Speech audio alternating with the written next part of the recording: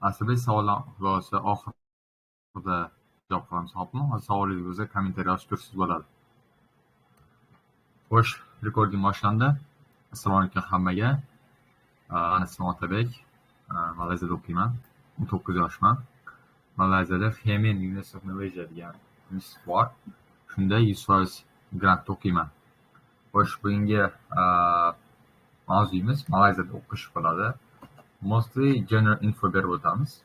Malayziyada qanaqa davlat, qanaqa universitetlari bor va shunga o'xshagan general informationda va oxirgi 10 minutimizni Q&A session ajratib qo'yamiz. Kimda savol bo'lsa. Xo'sh, Malayziya bu Southeast mana shu Janubiy Sharqiy Osiyoda joylashgan. Hop, o'qishlari ajab turadi. Osiyo davlatlari bo'yicha top universitetlari ko'p. Apple yoki University of Malaya degan top universitetlari bor. Ularni keyinchalik reytinglar ko'rib solishtirib chiqamiz. Xo'sh, nimaga Malayziyani tanlash kerak? Sabablar. Birinchisi, hozirda education hub bo'lishda davom etyapti, ya'ni rivojlanmoqda. Ko'plab xalqaro universitetlarni birinchi, ya'ni filiallari mana shu tarafda ochilyapti. Xo'sh, ikkinchi sabab men uchun yashash arzonligi. To'g'risini aytaman, yashirib o'tirmayman. Malayziyada Toshkentda turgandan ko'ra kamroq pul sarflayman. Deyarli bir xil narxlar, unaqa katta summa ketmaydi. Misol uchun yashash o'ziga qancha pul ketadi desa, o'rtacha $100 atrofida pul ketadi. Uni keyinchalik breakdown qilib beraman, nimaga necha pul ketishini. Xo'p, eslatib o'tganimdek, Malayziyada juda ko'p zo'r universitetlari bor. Buni alohida sayt ochib qo'yganman, shunda ko'rib chiqamiz. Xo'p, keyin there is no language barrier. Ya'ni umuman vaqtda til tomoni to'siq yo'q. Aholisi ingliz tilida ham ayrimlar gapira oladi va universitetlarda darsda to'liq ingliz tilida o'tiladi. Professorlar bilan ham, studentlar bilan ham ingliz tilida muloqot qilasizlar. U bo'yicha muammo bo'lib o'tirmaydi, xavotir olmasanglar bo'ladi. Xo'p, men eslatib o'tgan sababim high quality of life at low cost. Juda arzon yashayman. Uylarni narxi ham arzon. Keyin quality of life ni price of life ga solishtirib ko'rsak juda kamda. Ya'ni nima desam ekan, narx arzonroq, yaxshiroq yashash uchun Toshkentda solishtirganda, Toshkentda mamlakat hayot yashash uchun, Malayziyada hayot yashash uchun ko'proq pul ketkazib qo'yasiz. Bu tarafda bo'lsa teskarisi. Xo'sh, university juda ko'p millatlar yashaydi. Juda ko'p nationalitydan odamlarni ko'rasizlar. Keyin yana men bitta yoqqan sababi tabiati. Tabiat juda yaxshi, toza, hamma tarafi o'rmonzorlar bilan qoplangan. Shunaqa yaxshi joy. Xo'sh, bir tekshirib olam, kimda savol bo'lmasa.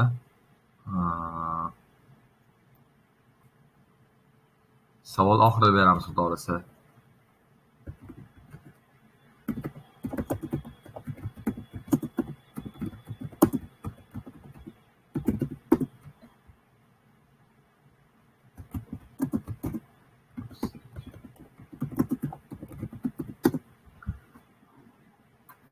Xo'sh, yana kimlar savol yo'qmi? Yaxshi. Bittasi ekansiz. Xo'sh, boshqa top 4 universitetlarni birinchidan ko'rib chiqaylik. Mana ushbu universitetda ko'rsatilishi bo'yicha 100 tadan ko'p universitetlar bor. Jami. Keyin mana bu esa Best Foreign University in Malaysia. Qaranglar, Monash University bor. Monash University Avstraliyaniki. Keyinchalik pastda breakdownlar qilib berilgan, keyinchalik ko'rib chiqamiz. University of Nottingham bor.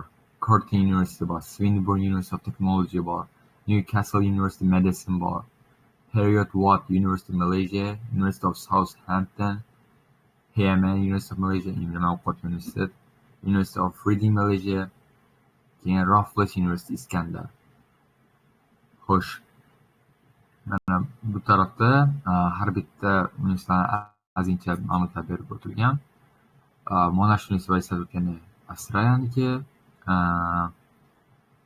offering a diverse range of courses from medicine to IT. The campus serves as a beacon of high-standard overseas education within the bustling city of Bandar Sunway.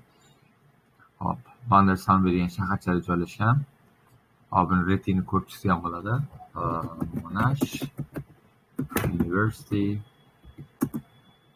ranking. The original Australian campus ko'rib chiqamiz. Xo'sh, mana US Newsga kiradigan bo'lsak, mana shu universitet rasman Avstraliyada. Xo'sh, reytingi 35-o'rinda. Best Global Universities bo'linib turibdi mana. Tekshirsak bo'ladi. Mana shu universitet ham birinchi ochilgan Malayziyada, o'qisak bo'ladi.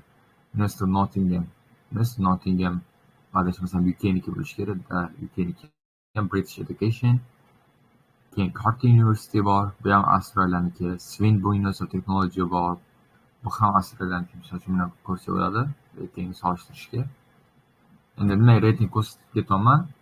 Qanchalik top universitetlarning birinchlari Malayziyada borligi uchun.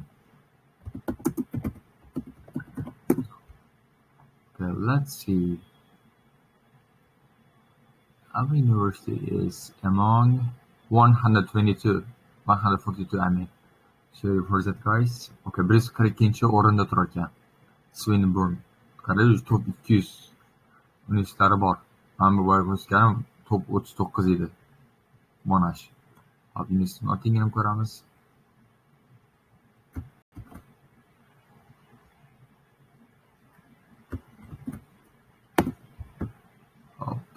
University of Nottingham, okay, so 36-o'rinda turar ekan. It's actually very good, guys. Hop, keyingisi yana qancha universitet bor? Curtin bayotdan, Swinburne ko'rdik, Newcastle bor.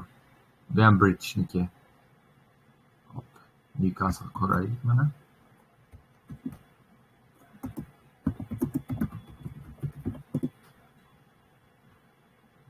Newcastle. Okay, let's see. Top universities rating. 129-o'rinda turar ekan. Xo'sh, xuddi shunga o'xshab juda ko'p universitetlarniki bor, mana bu yerda ko'rsatiladi. Heriot University bu Shotlandiyaniki ekan. University of Southampton degani bor. UK'niki bu ham juda zo'r universitet. Misol uchun men shaxsan o'zim Edinburgh universitetlardan bittasi. Buni ham ko'rib o'taylik, birato'la. Hop. Keyinchalik qidirib o'tishga hojatingiz qolmaydi. Hop, 81-o'rinda turar ekan. You see this? Okay. Keyingisi Yemen maliki. Men o'zim o'qigan universitetda tekshirgan bo'lsa 362-o'rinda adashmasam. Bu Xitoyda joylashgan Asti universiteti. Bizlarda bo'lsa birinchi ochilgan. 162-o'rinda. Mana ko'rish. Bu yerda top 300 ga kiradi. Hop, Raffles bor ekan. Raffles bu Singapurga ekan. Xo'sh, qisqa qilib nimadir aytmoqchiman. Universitetlar shu Malayziyada kengash ancha boshladi. Ya'ni Global Education Hub bo'lishga intilyapti va ko'plab universitet branchlari ochilgan va ochilishda davom etyapti. Shuning uchun Malayziyada hozir o'qishni maslahat bergan bo'lardim. Xo'sh, ikkinchi nima bo'lishi mumkin? Exams degan section bor ekan, ko'rsa bo'ladi menimcha. Bu ishlayapti, o'zim tushuntirib o'taman jamisa. Okay. Hop, o'zimizning universitetni ko'rsatib beraman sizlarga. Yemen University of Malaysia.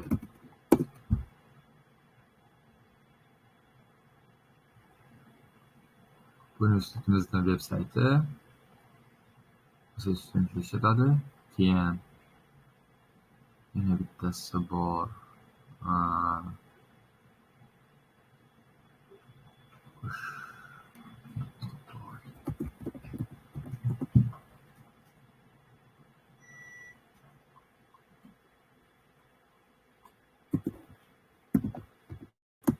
ko'rsatmoqchiman sizlarga.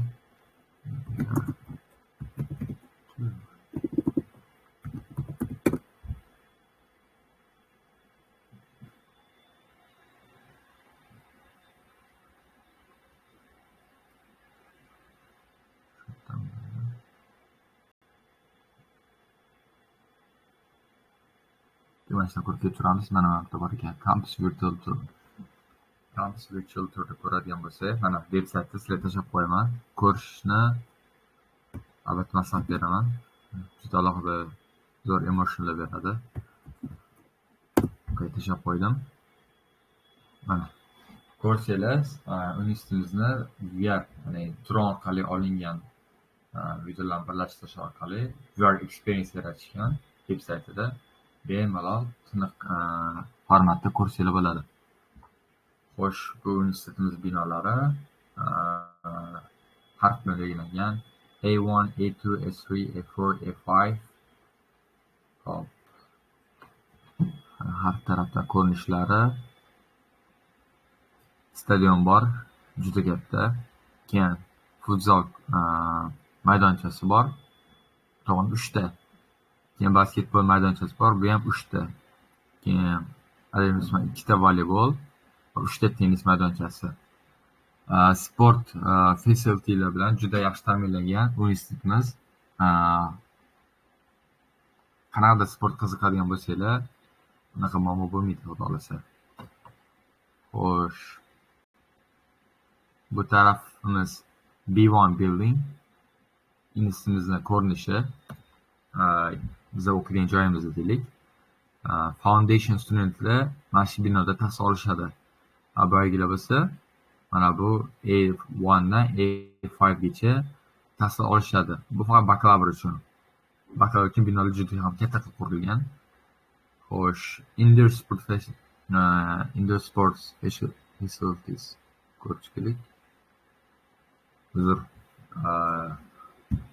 Pronunciation uchun chalib ketib qoldim. Xo'sh, bu 3-etajda joylashgan.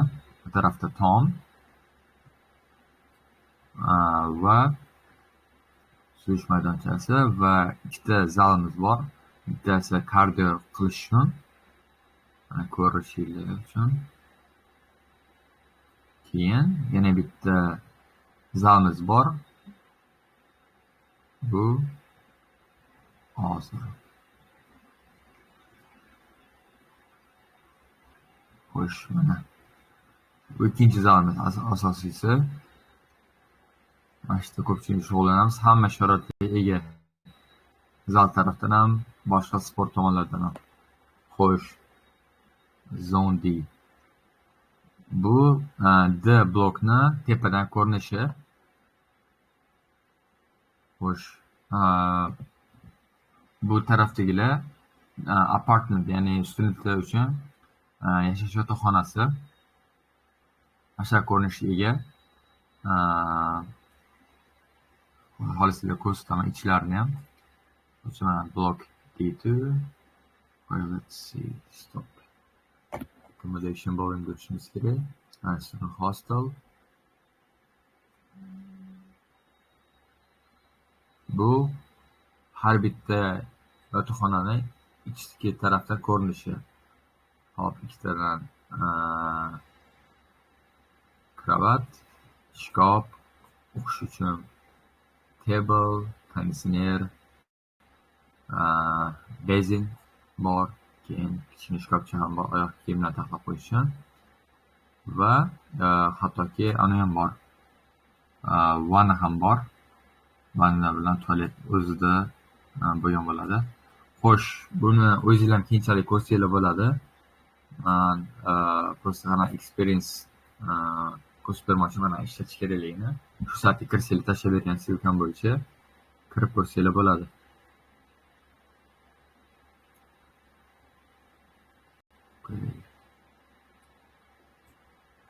Shu. Xo'sh. Expense haqida gaplashamiz. To'g'risi, hali. Expenselar qancha ketadi desanglar, shaxsan o'zimga yotoqxona turishim uchun, ya'ni boyagi D blokda turaman.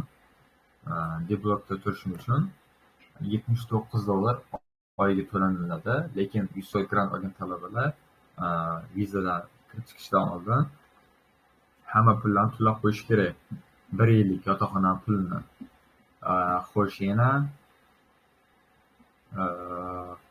vizani o'ziga va soliq sug'urtamiz bor. Soliq sug'urtada agar sizga qanaqadir sizga ziyon yetadigan bo'lsa, shu sug'urta pulidan sizlarga pul berib qoplab berish kerak xarajatlaringizni. Unga $700 atrofida pul ketgan. O'zbekiston elchixonasi kirib kelishda pul to'laniladi, feesi bor o'zini.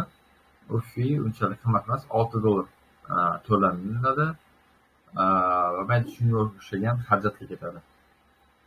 Hop, universitetimizda ko'plab yo'nalishlar bor. Keyinchalik qanaqa topshirish kerakligini ko'rsatib o'taman. Bir tekshirib ko'raylik. Hech kimda qanaqadir savol yo'qmi?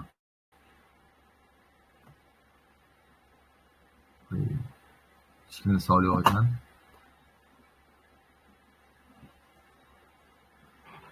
O'sha nima ko'rsatsam bo'ladi sizlarga? Mayli, yana LY dormni ko'rsataman.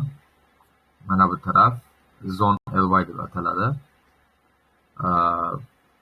Boya ko'rsatgan D-blok bo'lsa, D-blok eski dorm apartamentda, bular bo'lsa yangi qurilgan studentlar uchun yashash yotoqxonasi. Bular katta qilib qurilgan va foydalanishga topshirilyapti.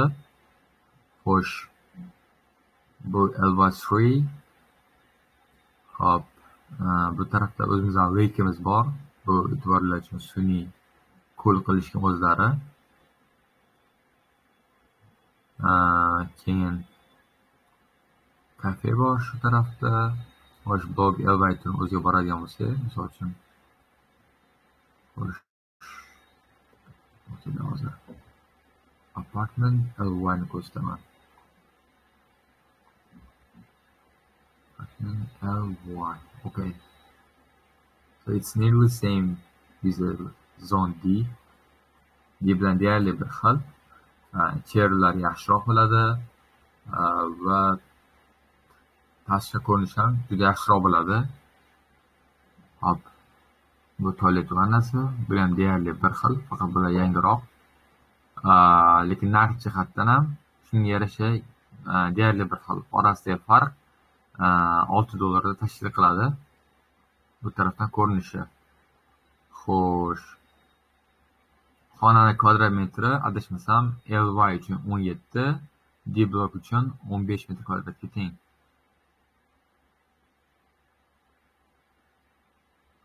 Keyin bizada har bitta student uchun yotoqxonasida Wi-Fi ta'minlab qo'yilgan. 5G alohida yana bitta Wi-Fi bor. O'sha ulanib tekin ishlatsanglar bo'ladi. Keyin konditsionerni ishlatsanglar ko'p tok yemaydi. Shunaqa qanaqasimi ekan? Tokni tejaydigan konditsioner o'rnatib qo'yishgan. Juda ko'p pul ketmaydi. Keyinchalik elektrisityga qancha pul to'lashni ko'rsatib o'taman. Xo'sh, o'zi alohida uy olib turaman deganlar uchun birinchi sizlar bir yil yotoqxonadan foydalanishingiz shart. Chunki vizada ko'rsatiladi, mana shu yerda uyi bor, ko'chada qolib ketmaydi degan narsa bo'ladi. Lekin bir yil o'qib turib, bakalavr misol uchun 2-yilda, 3-yil o'qimoqchi bo'lgan paytinglarda o'zgartirmoqchi bo'lsanglar, alohida uy olib chiqib ketsanglar ham bo'ladi. Xo'sh, yana nima desam ekan? Electricityga misol uchun biza oyiga biza shared bo'lgani uchun 45 ming so'mdan to'laymiz. Men va yotoq xonadoshimdagi 45 ming so'mdan umumiy 90 ming so'm to'laymiz tok uchun. Lekin konditsioner va tokda ishlatilinadi. Shuning uchun Electricity o'ziga uncha ko'p pul sarflamaysizlar. Xo'sh, keyin transport masalasida taksilar narxi Toshkentdan deyarli bir xil yoki biroz qimmatroq bo'lishi mumkin. Bulardan shu chasbek, ya'ni tig'iz paytida narxlar ko'tariladi. Taksi misol uchun 1 kilometrga 2 ringgit. 1 ringgit ila sizlar uchun ko'rsatib beraman.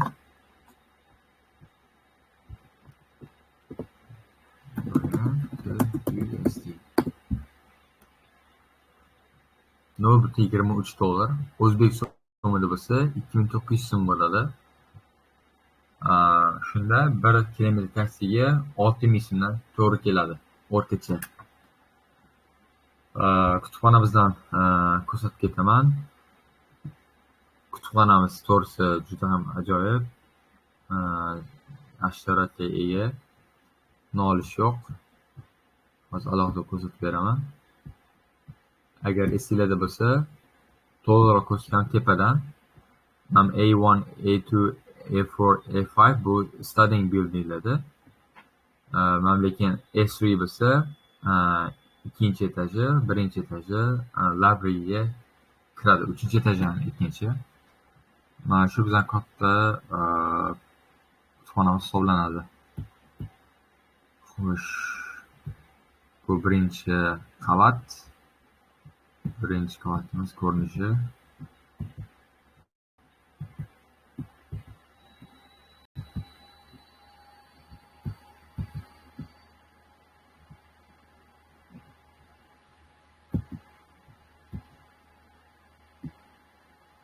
Bu tarafdan chuqurroq ko'rsanglar ham bo'ladi.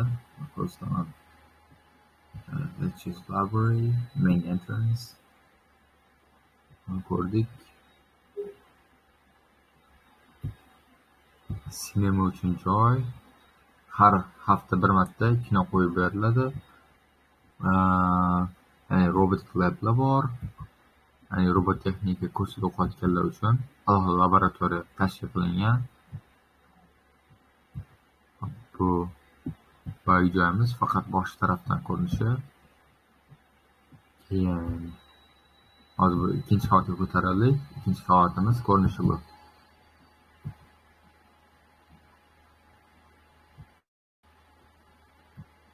To'rtta sectionga bo'lingan ikkinchi qavat. North, South, East, West ga bo'lingan.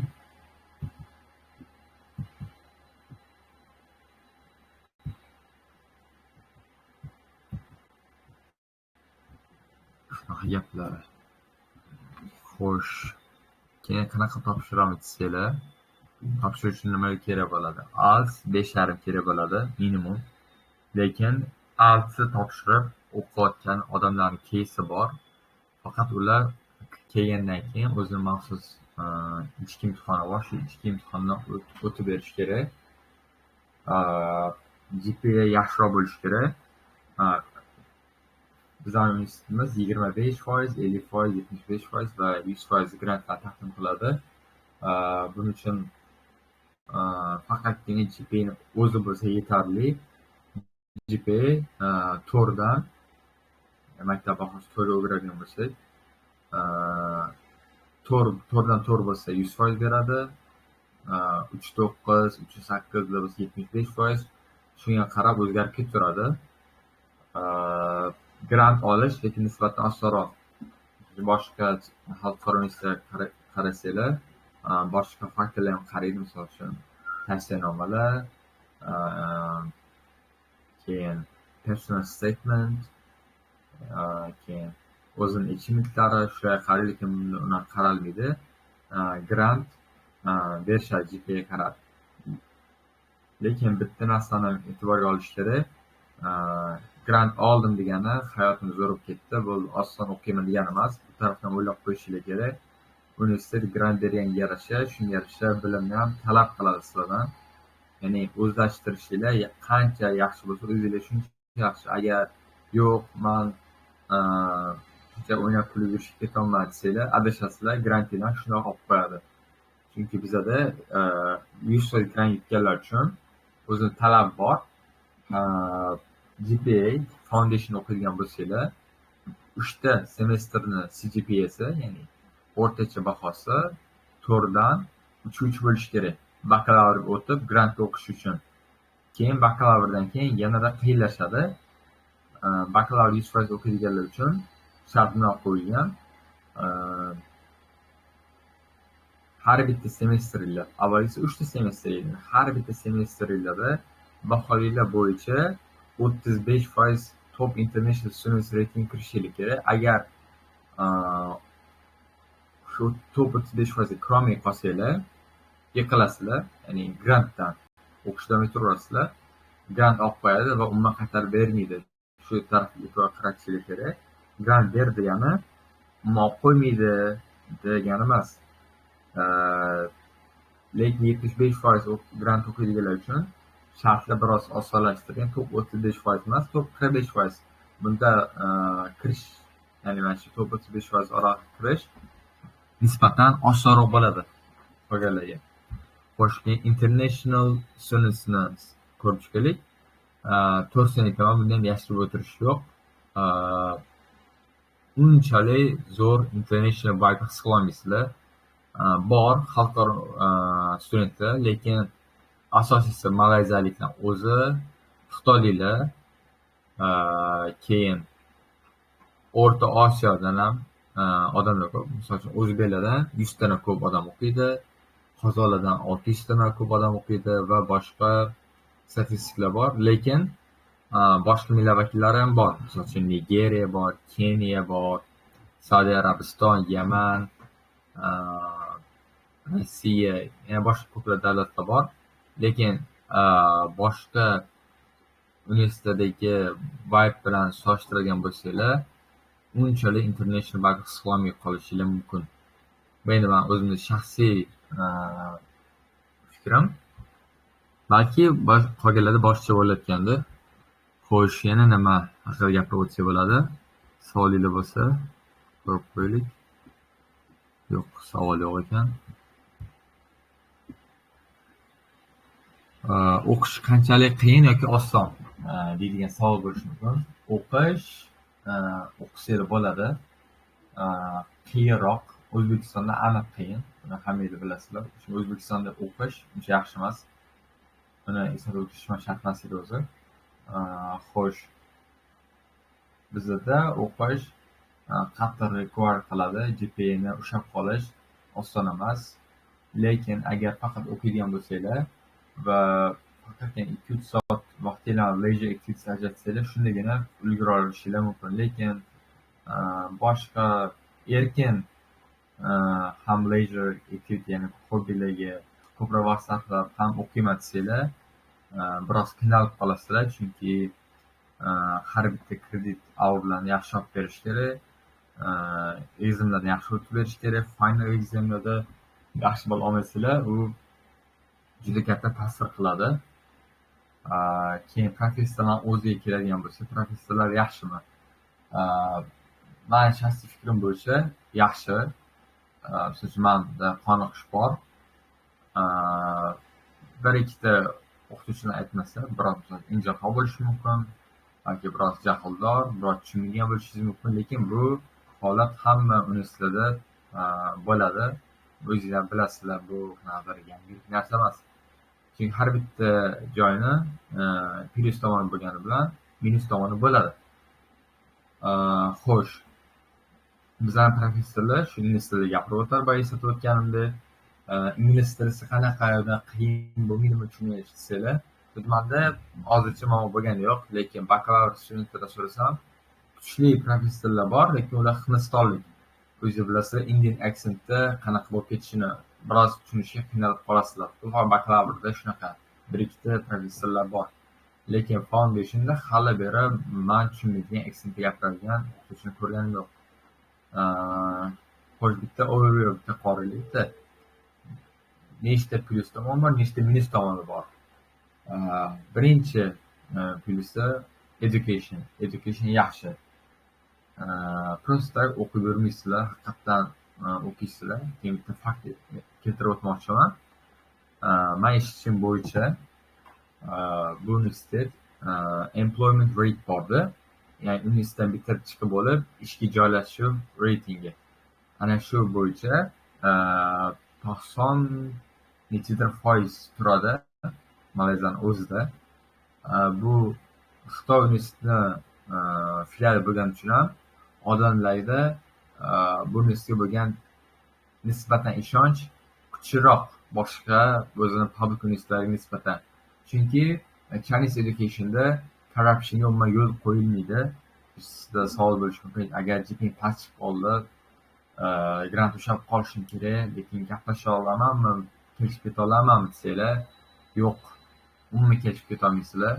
Ustollari shunaqa, masalan, o'zini kondakti bor. Juda qattiq qaraydi, corruptionga yo'l qo'yilmaydi. Faqatgina o'zinglar biliminglar bilan qilishinglar kerak. Ballinglarni ko'tarib qo'yishi ustoz o'zi olib, просто agar class participationda, ya'ni klassda, darslarda yaxshi qatnashsanglar, ehtimoli bor ko'tarib qo'yishi. Sizlar hurmat qilgani uchun, lekin siz gaplashtirib hech narsa ko'tara olmaysiz. Shuni bilib qo'ying. Kelganingizdan keyin yaxshilab o'qishingiz kerak. O'qimasangiz orqada qolib ketasiz. Keyin kampusni o'zini deylik. Kampusi juda zo'r. Laboratory accessdan ham, library tarafdan ham, sport facilities tarafdan ham hammasi juda ajoyib ko'rinishda. Nima deb o'tsam bo'ladi? Agar siz recommend qilasizmi desangiz, men highly recommend, juda qattiq tavsiya qilaman. Mana shuni o'qib, bir chet elda o'qish va'da qilib ko'rishni. Baribir har bitta inson 18 yosh to'lgandan keyin o'ziga yangi mas'uliyatlar oladi, olishi ham kerak.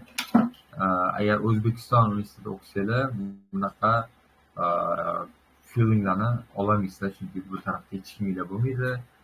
Uydagilardan uzoqda, vatandan uzoqda, faqat o'zinglar bilan o'zinglar va Xudo bo'ladi. Qanaqa desam, katta hayotga juda ham muhim qadam tashlagan bo'lasizlar. Xo'sh, keyin ovqat topish haqida gaplashaylik. Ovqat topishda muammo bo'lmaydimi? Halol ovqat topish deylik. Malayziyani asosiy aholisi musulmon bo'lgani tufayli halol go'sht topish muammo bo'lmaydi. Bu taraflarda eng ko'p iste'mol qilinadigan go'sht bu tovuq go'shti bo'ladi. Tovuq go'shti nisbatan arzon. Misol uchun, tovuqni chicken breast oladigan bo'lsak, kilosi 22 ringgit bo'ladi. 22 ringgitda sizlar ko'rsatib beraman necha bo'lishini. Yozasizlar 22 rand to USD. $497 kilosi. Bu o'zbek so'mida 66 ming so'm bo'ladi. 2 kilosi, shunda 1 kilosi 33 ming so'm bo'ladi. Keyin mol go'shti deylik. Mol go'shti topish ham muammo bo'lmaydi desanglar, yo mol go'shtini topish muammo bo'lmaydi. Supermarketlarda sotadi. Supermarketda mol go'shti 19 ringgit 500 grammmi? Shunaqa. Nisbatan qimmat. Shunda 1 kilosi 90 ming so'mga aylanadi. Hisoblab ko'rsak, 2 ko'paytirdi. Xo'sh, supermarketlar yaqin. Keyin bizda, masalan, Farhod dehqon bozori yoki shunga o'xshagan dehqon bozoriga o'xshagan bitta joylar bor. Unchalik katta emas, lekin yoyma bozorda ham o'zi kartoshka yoki shunga o'xshagan rozg'orda kerak bo'ladigan sabzavot, go'sht va boshqa narsalarni topsanglar bo'ladi. Qisqacha qilib aytganda, ovqat bo'yicha muammo bo'lmaydi va kafelarda ham ovqatlar O'zbekistonning kafellaridan ko'ra arzonroq. Endi keyin ovqatga qariladi, lekin o'rtacha olib qarasak, juda arzon hisoblanadi. Xo'sh, yana bitta plyusi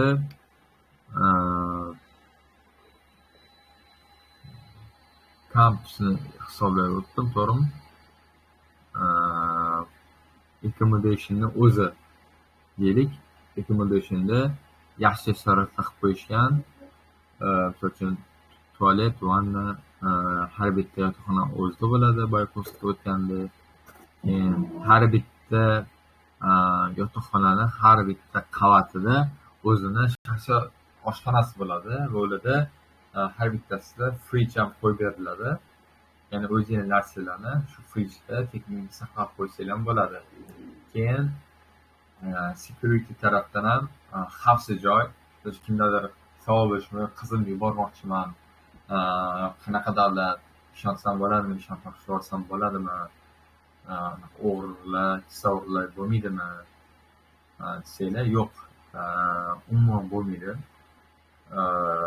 Unaqa holat hali ko'rmadim. Faqatgina tinchlik. Har bitta kampusimizni atrofini, har bitta yotoqxona o'zida bittadan security guard turib beradi. 24 soat ishlaydi, kameralar bor. Shunga unaqa o'g'irlik bo'lmaydi. Va mana bir narsa bor, e'tiborimni tortgan, bu velosipedlarni shundoqqina yoqilgan joyga tashlab ketishadi. Hech kim o'g'irlamaydi. Juda ham ko'pchilik velosiped, skuterlardan, samokatlardan foydalanishadi.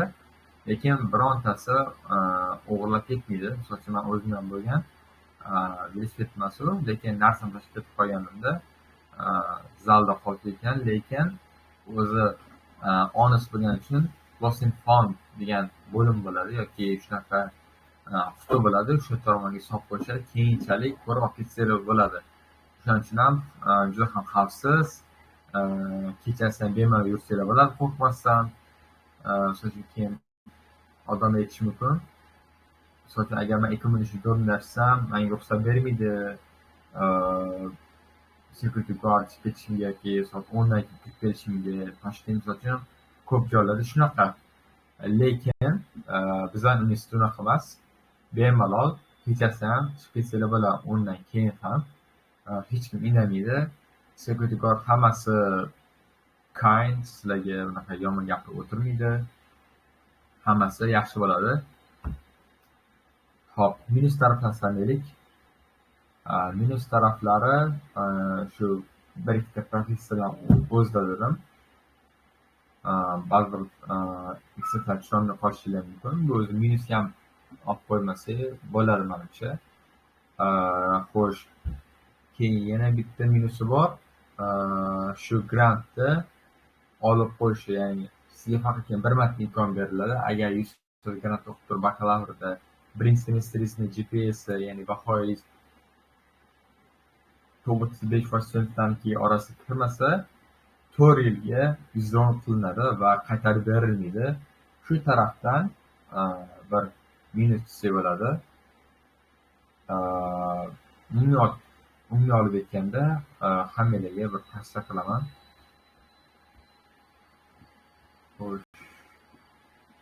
Conversation o'tgan bo'ladi menimcha. Agar kimlardir savol bo'lsa berishingiz mumkin.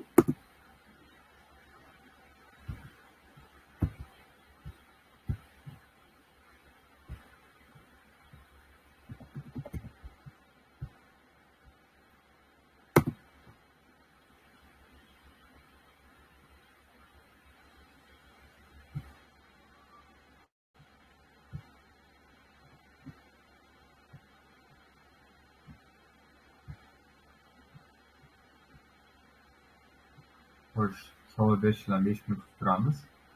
Keyinchalik yakunlasa bo'ladi.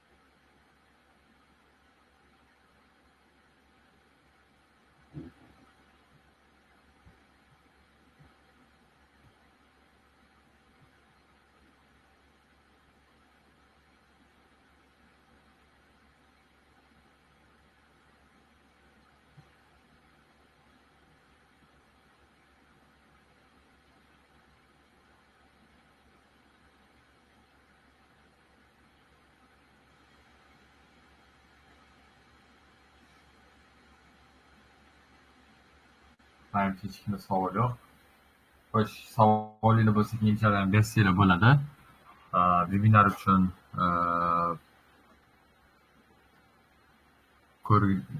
ko'rganingiz uchun bir tashakkur bildiraman. O'zi bir narsa aytib o'tmoqchiman. Biroz hayajon bo'ldi. Bu hayajonda to'g'risi speech eslashib qoldi, pronunciationda ko'plab xatolar bo'ldi va bu hammasiga uzr so'rayman. To'g'rilamiz va yana yaxshilashga harakat qilamiz. Sizlardan faqatgina support and follow qilishlarini so'rab qo'ygan bo'lardim. Iloji boricha yaxshilab boramiz. Va o'zimni shaxsiy blogim bor. Shaxsiy blogimni ham qo'shilsanglar bo'ladi. Shaxsiy blogim OS Diary. Shu meni shaxsiy blogim hisoblanadi. Xo'sh, silkasini mana ko'rsanglar bo'ladi.